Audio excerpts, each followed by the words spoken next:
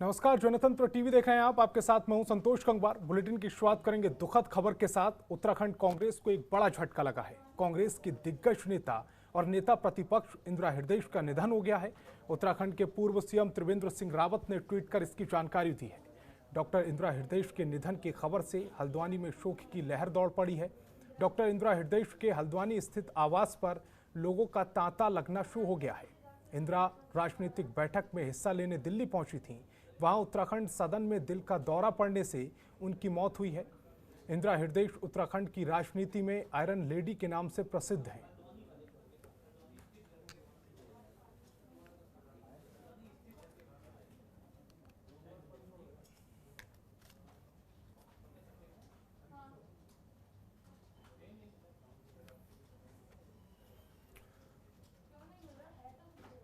तो बेहद दुखद ये खबर आपको बता रहे हैं कि उत्तराखंड कांग्रेस की दिग्गज राजनेता और विधानसभा में नेता प्रतिपक्ष डॉक्टर इंदिरा हृदयेश का आज निधन हो गया है।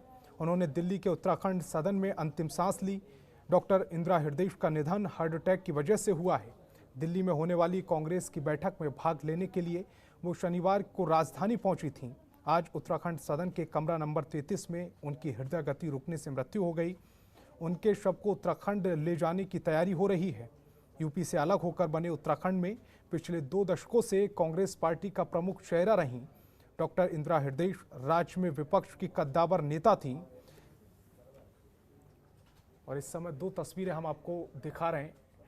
पहली तस्वीर कल की है जब इंदिरा हृदयेश ने जनतंत्र टीवी से खास बातचीत की थी, और दूसरी तस्वीर आज की हल्द्वानी के उनके आवास की है, जहां पर धीरे धीरे लोगों का तांता लगना शुरू हो गया है। जैसे ही यह खबर मिली है कि उनकी लोकप्रिय नेता इंदिरा हृदयेश इस दुनिया में अब नहीं रही, उनका निधन हो गया है, उसके बाद से लोग उनके घर, उनके आवास पर पहुंचना शुरू कर दिया है।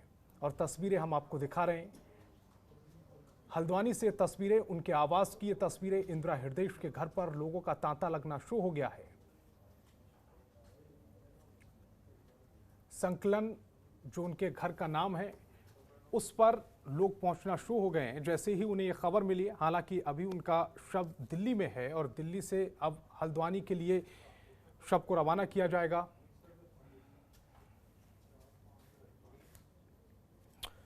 और इंदिरा हृदयेश के घर के बाहर हमारे संवाददाता पंकज सक्सेना हमारे साथ लाइव जुड़ रहे हैं। वहां से पंकज, किस तरह की तस्वीरें इस समय हल्द्वानी से सामने आ रही हैं, क्योंकि एक दुखद खबर जो हल्द्वानी की बड़ी नेता, प्रमुख नेता और हल्द्वानी का प्रतिनिधित्व करने वाली नेता अब इस दुनिया में नहीं है। देखिए, बताना चाहूंगा जो हल्द्वानी विधायिका की नेता प्रतिपक्ष उनका जो दिल्ली के अंदर निधन हो गया, सबसे बड़ी बात है कि हल्द्वानी की वासी के लिए बड़ी शोक की लहर दौड़ रही है। हल्द्वानी के निवासी जो है उनके आवास पर पहुंचते हैं। संकलन उनका आवास है, जहाँ पर पूरी तरह से लोग यहाँ पर आ चुके हैं। कई कैबिनेट मंत्री, जो पूर्व दर्जा मंत्री, वो भी आ गए, बड़े बड़े दिग्गज नेता आ चुके हैं। और सबसे बड़ी बात है कि हल्द्वानी में जो इंदिरा हृदयेश ने राजनीति की शुरुआत की थी और एक विकास की देवी उनको हल्द्वानी शहर निवासी कहते हैं, विधायिका रहे हैं और नेता प्रतिपक्ष भी उत्तराखंड की रही है।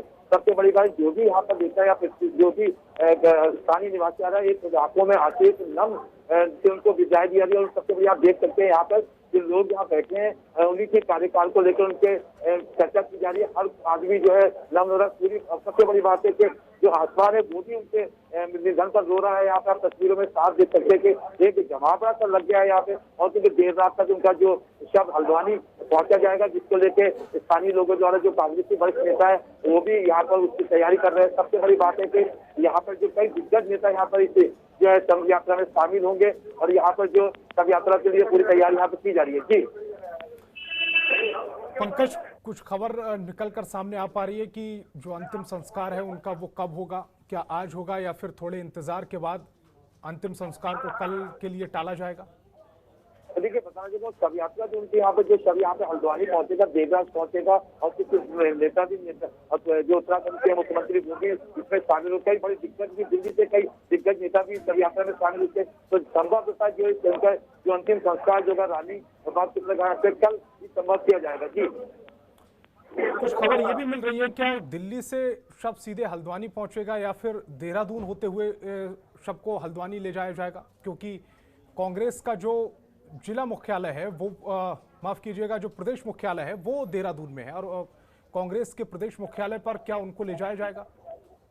देखिए जिस प्रकार से यहाँ पे तैयारी चल रही है, उनके आवास से तैयारी चल रही है, साफ तौर से होता है जो सब उनका यहाँ पर आज दिल्ली से सीधे उनके आवास पर आएगा, यहीं से उनकी अंतिम यात्रा निकाली जाएगी, जिसमें हजारों के लोग जो शिरकत करेंगे। सबसे बड़ी सब यात्रा एक रात तक यहाँ तक पहुंचने की संभावना है, क्योंकि जिस प्रकार से लोग तैयारी यहाँ पर कर रहे हैं, सारे लोग यहाँ पर आ चुके हैं, तो संभवतः जो सब यात्रा सीधे उनके दिल्ली से सीधे उनके आवास पर ही आएगा। जी, अंतिम यात्रा को लेकर किस तरह से लोगों में कहा जाए कि भीड़ किस तरह से इकट्ठा होना शुरू हो गई है, क्योंकि बेहद लोकप्रिय नेता थी और हल्द्वानी का लगातार प्रतिनिधित्व कर रही थी। ऐसे में वहां के लोगों की जो भावनाएं हैं वो किस कदर छलकती हुई नजर आ रही हैं? देखिए, अगर शव यात्रा की बात करते हैं तो शव यात्रा में मैंने पहले कहा कि हल्द्वानी का विकास की देवी उनको नाम से जाना था, और हल्द्वानी नहीं पूरे उत्तराखंड में उन्होंने काफी विकास किया।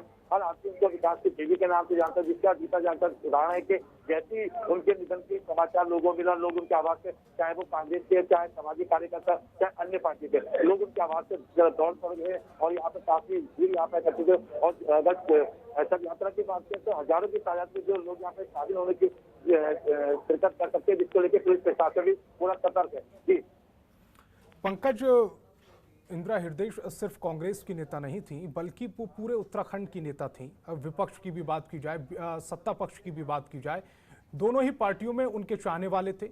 हरक सिंह रावत ने जिस तरह से उनको लेकर बयान दिया है, पूर्व सीएम तीरथ सिंह रावत ने उन्हें बड़ी बहन माना है, मान सम्मान काफी था उनका।